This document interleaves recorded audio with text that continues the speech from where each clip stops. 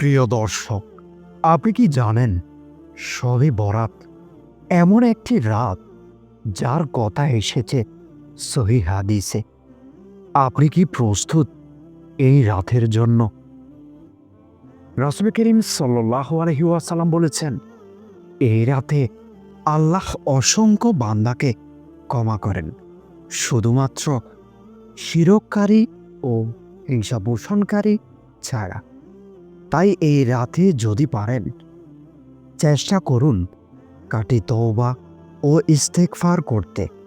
যেমন আস্তাগফিরুল্লাহ বেশি বেশি পড়ুন, দোয়া করুন নিজের জন্য, পরিবার ও উম্মাহের জন্য।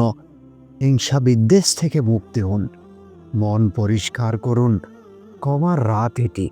নফল ইবাদত, নামাজ, কোরআন তেলাওয়াত যেমনটি আপনি নিয়মিত করেন, নির্দিষ্ট সংখ্যা বা বিশেষ পদ্ধতি যার প্রমাণ নেই সেগুলো এড়িয়ে চলুন। এই রাত ফিরে আসার রাত। আল্লাহ যেন আমাদের সবাইকে ক্ষমা করেন।